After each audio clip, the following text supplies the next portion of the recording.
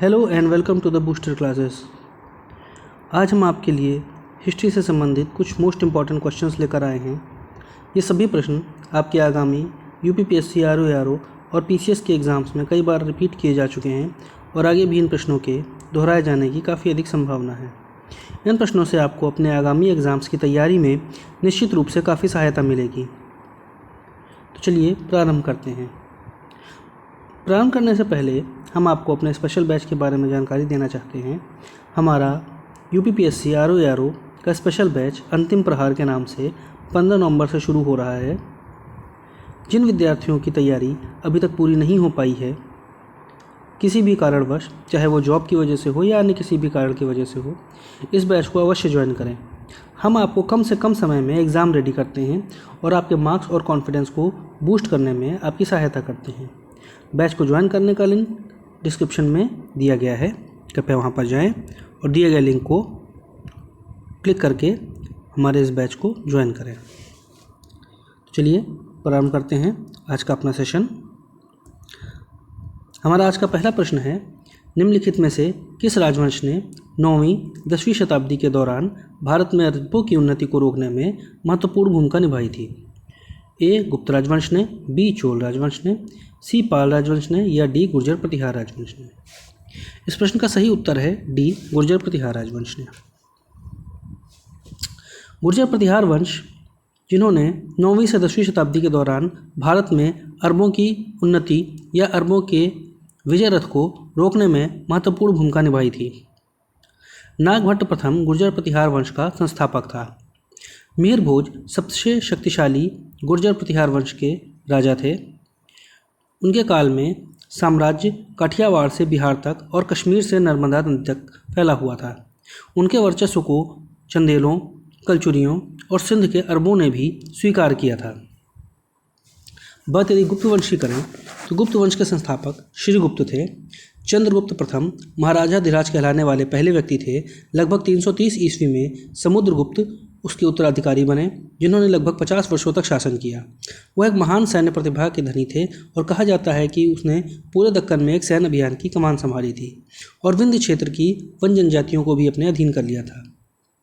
समुद्रगुप्त को भारत का नेपोलियन कहा जाता है। हालांकि भारत का नेपोलियन कहा जाना एक संदेहास्पद वाक्य है, क्योंकि नेपोलियन समुद्रगुप्त के बहुत बाद में हुए थे और समुद्रगुप्त पहले हुए थे। ये विडंबना है कि भारत जैसा महान देश अंग्रेज़ों का गुलाम बना और पाश्चात्य संस्कृति का प्रभाव यहाँ पर इतना ज़्यादा हुआ कि हम समुद्रगुप्त को भारत का नेपोलियन कहते हैं, ना कि नेपोलियन को यूरोप का समुद्रगुप्त।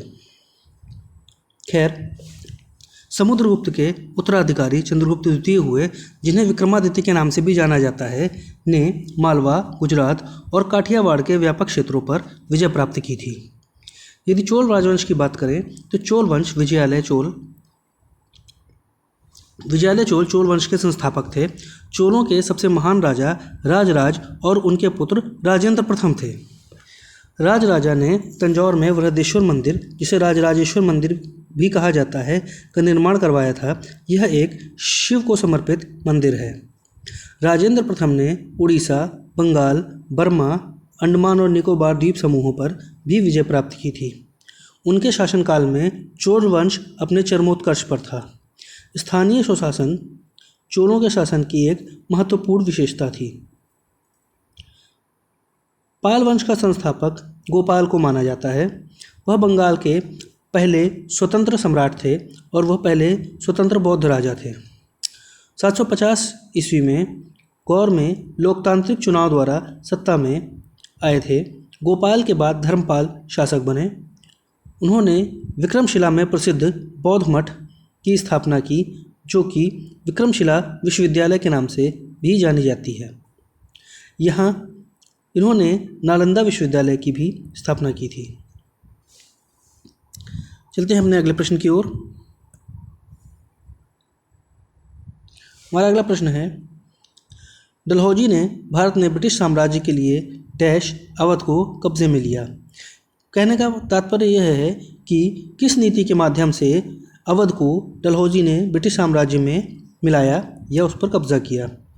ए सहायक गठबंधन की नीति के माध्यम से, बी युद्ध छेड़कर, सी राज्य में अव्यवस्था के माध्यम से, या डी हड़प नीति के माध्यम से। इस प्रश्न का सही उत्तर है राज्य में अव्यवस्था के माध्यम से। 7 फरवरी 1856 को लॉर्ड डलहौजी ने कथित आंतरिक कुशासन के कारण वाजिद अली शाह को हटाने का आदेश दिया। यह डलहौजी के व्यक्तिगत सिद्धांत के अनुरूप था, जिसमें कुशासन होने पर भी अंग्रेजों ने एक राज्य पर कब्जा कर लिया था। फरवरी 1856 में अवध साम्राज्य पर अंग्रेज़ों का कब्जा हो गया। डलहौजी के व्यक्तिगत सिद्धांत के अनुसार विलय किए जाने वाला पहला राज्य सतारा था। 1856 ईस्वी में अवध पर कुशासन का आरोप लगाते हुए लखनऊ के निवासी आउटरम ने अवध का ब्रिटिश साम्राज्य में विलय करा दिया। यह प्रश्न कई बार पूछा गया है कि ब्रिटिश साम्राज्य में विलय कराने के लिए लखनऊ में किस अंग्रेज अधिकारी ने वाजिद अली शाह से हस्ताक्षर करवाए थे या वाजिद अली शाह को अपदस्थ किया था। उसका नाम आउटरम था, ये याद रखेंगे। उस समय अवध का नवाब वाजिद अली शाह था। प्राकृतिक या दत्तक पुत्र न होने के कारण सतारा, जैतपुर, संबलपुर, बघाट, उदयपुर, झांसी, नागपुर और करौली रियासतों का विलय कर लिया गया।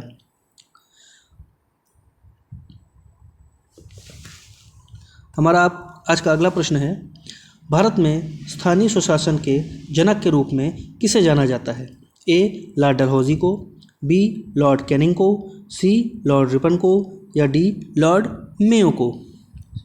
इस प्रश्न का सही उत्तर है सी लॉर्ड रिपन को। लॉर्ड रिपन को भारत में स्थानीय स्वशासन के जनक के रूप में जाना जाता है, जिन्होंने स्थानीय स्वशासन का एक प्रस्ताव पारित किया था, जिसने 1882 में भारत में नगर पालिका शासन के लोकतांत्रिक रूपों को निर्धारित किया।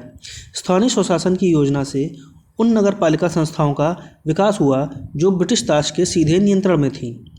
लॉर्ड डलहौजी भारत में रेलवे, टेलीग्राफ और डाक नेटवर्क के सार्वजनिक कार्यों जैसे विभिन्न आधुनिक सुधारों को शुरू करने के लिए जिम्मेदार माने जाते हैं।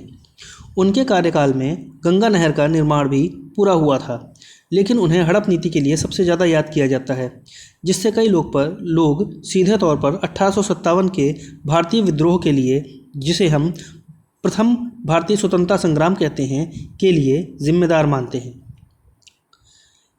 चार्ल्स जॉन कैनिंग, प्रथम ऑल कैनिंग एक अंग्रेजी राजनेता थे जो भारत के गवर्नर जनरल थे और बाद में भारत के पहले वायसराय बने। जब 1857 के विद्रोह के अंत के बाद ईस्ट इंडिया कंपनी से ब्रिटिश क्राउन को सत्ता हस्तांतरित की गई, तो लॉर्ड कैनिंग उस समय भारत के गवर्नर जनरल थे। ये भारत के अंतिम गवर्नर जनरल और भारत के प्रथम वायसराय माने जाते हैं। लॉर्ड मेयो ने कारागार सुधारों में, विशेष रूप से अंडमान द्वीप समूह में दोषियों की बस्तियों में बहुत ज़्यादा दिलचस्पी ली। उनके समय में सबसे महत्वपूर्ण कानूनी सुधार 1872 में भारतीय साक्ष्य अधिनियम का पारित होना था। इस अधिनियम ने इस विसंगति और भेदभाव को दूर किया और सभी भारतीयों के लिए लागू कानूनों का एक मानक समूह पेश किया। यद्यपि इसका अंग्रेज अधिकारियों और अंग्रेज जजों ने काफ़ी विरोध किया था, जिसके कारण से बाद में रद्द कर दिया गया। हमारा आज का अगला प्रश्न है, 19वीं शताब्दी की समाज सुधारक और महिला अधिकार कार्यकर्ता रमाबाई को पंडिता की उपाधि क्यों दी गई थी? आपके ऑप्शंस हैं, ए उनका विवाह एक ब्राह्मण परिवार में हुआ था, बी उन्होंने एक पुरोहित बनकर पुणे में एक मंदिर की स्थापना की थी, सी वह एक ऐसी महिला शिक्षाविद थी जो पुरुषों को शिक्षा देती थी, या डी वह संस्कृत पढ़ और लिख सकती थी। इस प्रश्न का सही उत्तर है डी वह संस्कृत पढ़ और लिख सकती थी। पंडिता रमाबाई ने महिलाओं की शिक्षा का बीड़ा उठाया और महिलाओं के अधिकारों और सशक्तिकरण के लिए विद्रोही रूप से समर्थन किया। उन्होंने पुणे में आर्य महिला समाज की स्थापना की। इस समाज का उद्देश्य महिलाओं की शिक्षा और बाल विवाह के उत्पीड़न से मुक्ति के उद्देश्य को बढ़ावा देना था। 1878 में कलकत्ता विश्वविद्यालय ने उन्हें विभिन्न संस्कृत कार्यों के ज्ञान की मान्यता में पंडिता और सरस्वती की उपाधि से सम्मानित किया। इस प्रकार हम कह सकते हैं कि 19वीं शताब्दी में समाज सुधारक और महिला अधिकार कार्यकर्ता रमाबाई को पंडिता की उपाधि दी गई क्योंकि वे संस्कृत पढ़ और लिख सकती थीं। हमारा आज का अगला प्रश्न है, निम्नलिखित में से किस वर्ष महात्मा गांधी ने एशियाई पंजीकरण अधिनियम के विरोध में दक्षिण अफ्रीका में अपना पहला सत्याग्रह किया? 1896 से 1897 के मध्य, 1913-14 में, 1906-7 में या 1903-1904 में? इस प्रश्न का सही उत्तर है सी, 1906-1907 में। महात्मा गांधी ने एशियाई पंजीकरण अधिनियम के विरोध में दक्षिण अफ्रीका में अपना पहला सत्याग्रह 1906-7 में किया था। इस सत्याग्रह के बारे में अधिक जानकारी इस प्रकार है कि 1906 में महात्मा गांधी ने दक्षिण अफ्रीका के ट्रांसवाल में एशियाई अध्यादेश के खिलाफ अपना पहला अहिंसक सत्याग्रह किया था। इस प्रश्न को आप कहीं पर नोट डाउन कर लें या अच्छे से याद कर लें कि महात्मा गांधी ने अपना पहला अहिंसक सत्याग्रह ट्रांसवेल में किया था 1906 में एशियाई अध्यादेश के खिलाफ। 1907 में उन्होंने ट्रांसवाल में अनिवार्य पंजीकरण और एशियाई लोगों के लिए पास द ब्लैक एक्ट के खिलाफ सत्याग्रह किया था। इस सत्याग्रह के लिए महात्मा गांधी ने निष्क्रिय प्रतिरोध एसोसिएशन की स्थापना भी की थी। इस एसोसिएशन के तहत दक्षिण अफ्रीका में सभी भारतीयों को हमेशा साथ में प्रमाण पत्र रखना जरूरी था। अगर कोई व्यक्ति ऐसा नहीं करता था तो उसे जेल हो सकती थी। महात्मा गांधी ने इस पास को जलाकर अपना विरोध जाहिर किया था। महात्मा गांधी ने दक्षिण अफ्रीका में रंगभेद के खिलाफ लड़ाई लड़ी थी। साल 1915 में वे दक्षिण अफ्रीका से लौटकर भारत आए थे। यदि हम दक्षिण अफ्रीका में महात्मा गांधी की समय रेखा पर विचार करें तो 1899 में बोअर युद्ध के दौरान भारतीय एम्बुलेंस कोर की स्थापना महात्मा गांधी ने की थी। 1904 में डरबन के निकट फिनिक्स में इंडियन ओपिनियन पत्रिका और फिनिक्स फॉर्म की स्थापना की गई थी। 1906 में ट्रांसवाल में एशियाई अध्यादेश के खिलाफ पहला सविनय विज्ञान आंदोलन या सत्याग्रह किया था। 1907 में ट्रांसवाल में अनिवार्य पंजीकरण और एशियाई लोगों के लिए पास द ब्लैक एक्ट के खिलाफ सत्याग्रह किया था। 1908 में मुकदमा और कारावास अर्थात उनके ऊपर मुकदमा चलाया गया और उन्हें कारावास हुआ था। जोहान्सबर्ग जेल में पहली बार उन्हें कारावास दिया गया था। 1910 में जोहान्सबर्ग के पास टॉल्स्टॉय फार्म की नींव डाली गई थी। 1913 में केप टाउन में गैर ईसाई विवाहों की मान्यता के खिलाफ सत्याग्रह किया था। 1914 में बोअर युद्धों के दौरान भारतीय एम्बुलेंस कोर बनाने के लिए कैसरे हिंद से इन्हें सम्मानित किया गया था। हमारा आज का अगला प्रश्न है, 1829 में सती प्रथा को प्रतिबंधित करवाने में किसका अहम योगदान था? आपके ऑप्शंस हैं ए, राजा राम मोहन राय का, बी, ईश्वरचंद्र विद्यासागर का, सी, ज्योतिबा फुले का या डी, स्वामी दयानंद सरस्वती का। आपका इस प्रश्न का सही उत्तर है ए, राजा राम मोहन राय का। राजा राम मोहन राय ने 1829 में सती प्रथा पर प्रतिबंध लगाने में महत्वपूर्ण योगदान दिया था। सती प्रथा एक हिंदू महिला को उसके पति की चिता में उसके पति की मृत्यु पर आहुति देने की प्रथा थी। विधवा को स्वर्ग जाना यह एक महिला की अपने पति के प्रति समर्पण का अंतिम बलिदान और प्रमाण माना जाता था। बंगाल के महान हिंदू सुधारक राजा राम मोहन राय ने बंगाल के हिंदू समाज में प्रचलित कई सामाजिक बुराइयों से लड़ाई लड़ी और सती प्रथा उन बुराइयों में से एक प्रमुख बुराई थी। वह अपनी ही भाभी की आहुति के प्रत्यक्ष गवाह थे। उन्होंने 1812 में इस प्रथा के खिलाफ अपना संघर्ष शुरू किया। राजा राम मोहन राय सती के खिलाफ एक मुखर प्रचारक थे। उन्होंने तर्क दिया कि वेदों और अन्य प्राचीन हिंदू धर्म ग्रंथों में सती प्रथा के बारे में कुछ भी नहीं लिखा, सती प्रथा को कोई मंजूरी नहीं दी गई थी। उन्होंने अपनी पत्रिका संवाद कौमुदी में इसके निषेध की वकालत करते हुए कई लेख लिखे। उन्होंने ईस्ट इंडिया कंपनी के प्रशासन से इस प्रथा पर प्रतिबंध लगाने पर जोर दिया। लॉर्ड विलियम बेंटिक 1828 में भारत के गवर्नर जनरल बने। उन्होंने सती प्रथा, बहुविवाह, बाल विवाह और कन्या भ्रूण हत्या जैसी कई प्रचलित सामाजिक बुराइयों को दबाने में राजा राम मोहन राय की मदद की। लॉर्ड विलियम बेंटिक ने पूरे ब्रिटिश भारत में सती प्रथा पर प्रतिबंध लगाने वाला कानून पारित किया और इस अधिनियम के द्वारा सती प्रथा को 1829 में अदालतों द्वारा अवैध और दंडनीय बना दिया गया। हमारा आज का अगला प्रश्न है, शाहजहां की बेटी डैश ने नई राजधानी शाहजहानाबाद दिल्ली की कई स्थापत्य परियोजनाओं में भाग लिया था। वो कौन सी बेटी थी शाहजहां की? ए गुलबदन बेगम, बी रोशन आरा, सी जहां आरा या डी बेगम इशरत। इस प्रश्न का सही उत्तर है सी जहां आरा। शाहजहां की बेटी जहां आरा ने नई राजधानी शाहजहानाबाद दिल्ली की कई स्थापत्य परियोजनाओं में भाग लिया। जहां आरा शाहजहां की बेटी और रोशन आरा की बहन थी। उन्होंने शाहजहां की नई राजधानी में कई वास्तुशिल्प परियोजनाओं को तैयार किया। उन्होंने एक भव्य 2 मंजिला कारवां सराय डिज़ाइन किया जिसमें एक बगीचा और एक आंगन था।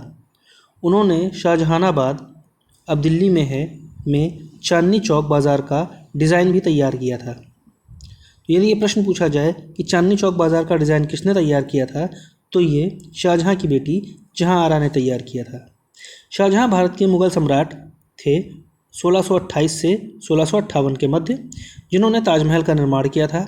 वह मुग़ल सम्राट जहांगीर और राजपूत राजकुमारी मनमती के तीसरे पुत्र थे। मोती मस्जिद और जामा मस्जिद का निर्माण शाहजहां ने करवाया था। दिल्ली में शाहजहां ने लाल किला नामक एक विशाल किले महल परिसर का निर्माण किया था। गुलबदन बेगम एक मुग़ल राजकुमारी थी और मुग़ल साम्राज्य के संस्थापक बाबर की बेटी थी। वह अपने सौतेले भाई सम्राट हुमायूं के जीवन का लेखा जोखा हुमायूंनामा की लेखिका थी। उन्होंने अपने भतीजे सम्राट अकबर के अनुरोध पर हुमायूंनामा लिखा था। रोशन आरा एक मुग़ल राजकुमारी थी और सम्राट शाहजहां और उनकी पत्नी मुमताज़ महल की तीसरी बेटी थी। रोशन आरा एक प्रतिभाशाली महिला थी और प्रतिभाशाली कवियत्री भी थी। वह अपने छोटे भाई औरंगज़ेब की पक्षपाती थी। रोशन आरा ने औरंगज़ेब को सम्राट बनाने में एक महत्वपूर्ण भूमिका निभाई थी और चारों भाइयों में औरंगज़ेब का पक्ष ज़ोरदार तरीके से रोशन आरा ने रखा था। 1657 में शाहजहां की बीमारी के बाद हुए उत्तराधिकार के युद्ध में उन्होंने औरंगज़ेब का समर्थन किया था। हमारा आज का अगला प्रश्न है, निम्नलिखित में से कौन सा अधिनियम मॉन्टेग्यू चेम्सफोर्ड रिपोर्ट पर आधारित था? ए भारत सरकार अधिनियम, यहाँ पर थोड़ा सा ऑप्शंस गलत लिख गए हैं। भारत सरकार अधिनियम 1892, बी भारत सरकार अधिनियम 1909, सी भारत सरकार अधिनियम 1919 और डी भारत सरकार अधिनियम 1935 यहाँ पर होगा। कृपया इसे सही तरीके से समझ लें। इस प्रश्न का सही उत्तर है भारत सरकार अधिनियम 1919, मॉन्टेग्यू चेम्सफोर्ड के नाम से जाना जाता है। भारत सरकार अधिनियम 1919 मॉन्टेग्यू चेम्सफोर्ड रिपोर्ट पर आधारित था। भारत सरकार अधिनियम 1919 भारत सरकार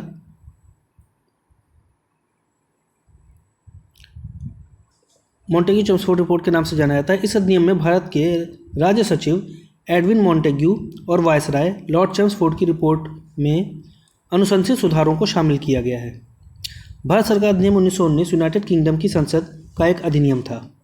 यह भारत सरकार में भारतीयों की भागीदारी का विस्तार करने के लिए पारित किया गया था। 23 दिसंबर 1919 को इस अधिनियम को शाही स्वीकृति मिली। यह अधिनियम 1921 में लागू हुआ। अधिनियम में 1919 से 1929 तक 10 वर्ष शामिल थे। साइमन कमीशन द्वारा 10 वर्षों में इसकी समीक्षा की जानी थी। इस अधिनियम ने परोपकारी निरंकुशता के अंत का प्रतिनिधित्व किया और भारत में जिम्मेदार सरकार की उत्पत्ति शुरू हुई। मूल रूप से मॉन्टेग्यू चेम्सफोर्ड जो अधिनियम था वो भारत के विभाजन को बहुत तेज़ी से बढ़ाने के लिए किया गया था, क्योंकि 1909 के अधिनियम में मुस्लिमों के लिए अलग निर्वाचन मंडल की स्थापना की गई थी और 1919 में इसे अन्य जातियों और धर्मों के लिए भी बढ़ाने की बात की गई थी। भारत सरकार अधिनियम 1892 की अगर हम बात करें तो यह भारत परिषद अधिनियम यूनाइटेड किंगडम की संसद का एक अधिनियम था जिसने ब्रिटिश भारत में विधान परिषदों को उनके आकार में वृद्धि करके सशक्त बनाया, जिसने भारत में संसदीय प्रणाली की नींव रखी थी। इस अधिनियम को 20 जून 1892 को शाही स्वीकृति प्राप्त हुई। भारत सरकार अधिनियम 1909 भारत में मार्ले मिंटो सुधार के रूप में जाना जाता है। इस अधिनियम में भारत के राज सचिव मार्ले और वायसराय लॉर्ड मिंटो की रिपोर्ट में अनुशंसित सुधारों को शामिल किया गया था। इसकी स्थापना नरमपंथी कांग्रेस को शांत करने और धर्म के आधार पर अलग निर्वाचन मंडल की शुरुआत करने के लिए किया गया था। लॉर्ड मिंटो को भारत में सांप्रदायिक मतदाताओं के जनक के रूप में जाना जाने लगा। भारत सरकार अधिनियम 1935 की यदि हम बात करें तो 1935 में 4 प्रमुख स्रोतों से सामग्री प्राप्त की। सैमन कमीशन की रिपोर्ट, तीसरे गोलमेज सम्मेलन में चर्चा, 1933 का श्वेत पत्र और संयुक्त चयन समितियों की रिपोर्ट। इन चारों के आधार पर भारत सरकार अधिनियम 1935 बनाया गया था। अगस्त 1935 में भारत सरकार ने संसद के ब्रिटिश अधिनियम के तहत भारत सरकार अधिनियम 1935 का सबसे लंबा अधिनियम पारित किया। इस अधिनियम में बर्मा सरकार अधिनियम 1935 भी शामिल था, जिसके तहत बर्मा को भारत से अलग कर दिया गया। यानी कि भारत का पहला विभाजन जो अंग्रेजों के द्वारा किया गया था वो वास्तव में 1935 में किया गया था, बर्मा को भारत से अलग करके। अगस्त 1935 में इस अधिनियम को शाही स्वीकृति प्राप्त हुई। अधिनियम की विशेषताएं क्या थीं? प्रांतीय द्वैध शासन का उन्मूलन करना और केंद्र में द्वैध शासन की शुरुआत करना, भारतीय परिषद का उन्मूलन और उसके स्थान पर एक सलाहकार निकाय की शुरुआत करना, ब्रिटिश भारत क्षेत्रों और रियासतों के साथ एक अखिल भारतीय संघ का प्रावधान, अल्पसंख्यकों के लिए विस्तृत सुरक्षा उपाय और सुरक्षात्मक उपकरण, ब्रिटिश संसद की सर्वोच्चता, विधायकों के आकार में वृद्धि, मताधिकार का विस्तार, विषयों की 3 सूचियों में विभाजन और सांप्रदायिक मतदाताओं का प्रतिधारण, बर्मा को भारत से अलग करना। यहाँ पर ध्यान रखने वाली बात यह है कि वर्तमान भारतीय संविधान की 200 से अधिक धाराएं भारत शासन अधिनियम 1935 से ली गई हैं। भारत सरकार अधिनियम 1935 के मुख्य शिल्पकार सर सैमुअल होरे को माना जाता है। हमारा आज का अगला प्रश्न है, उत्तर प्रदेश में संपूर्णानंद संस्कृत विश्वविद्यालय कहाँ स्थित है? ए लखनऊ में, बी कानपुर में, सी झांसी में या डी वाराणसी में? इस प्रश्न का सही उत्तर है डी वाराणसी में। संपूर्णानंद संस्कृत विश्वविद्यालय पूर्व में वाराणसी संस्कृत विश्वविद्यालय और शासकीय संस्कृत महाविद्यालय वाराणसी के नाम से जाना जाता था। यह एक भारतीय विश्वविद्यालय और उच्च शिक्षा का संस्थान है जो वाराणसी उत्तर प्रदेश में स्थित है, जो संस्कृत और संबंधित क्षेत्रों के अध्ययन में विशेषता रखता है। 1200 से अधिक संस्कृत माध्यम स्कूल और कॉलेज इस विश्वविद्यालय से संबद्ध हैं। हमारा आज का अगला प्रश्न है, किसके शासनकाल को मुगल वास्तुकला का स्वर्ण युग कहा जाता है? अकबर, जहांगीर, शाहजहां या हुमायूं? इस प्रश्न का सही उत्तर है शाहजहां। शाहजहां के शासनकाल 1628 से 1658 के काल को मुगल वास्तुकला के स्वर्ण युग के रूप में जाना जाता है, जिसका कारण है कि उन्होंने ताजमहल, लाल किला आदि जैसे कई बड़े स्मारक बनवाए। उनके शासनकाल में शांति थी, कोई विदेशी खतरा नहीं था। उन्होंने सड़क, नहरें बनवाने जैसे कई कल्याणकारी कार्य भी किए। व्यापार और वाणिज्य फला फूला। शाहजहां ने 1628 से 1658 के मध्य अपनी राजधानी को दिल्ली से आगरा स्थानांतरित किया। 1638 में उन्होंने शाहजहानाबाद की स्थापना भी की। उन्होंने जामा मस्जिद और मोती मस्जिद बनवाई। उन्होंने प्रसिद्ध मयूर सिंहासन बनवाया। 1658 में औरंगज़ेब ने शाहजहां को कैद कर लिया।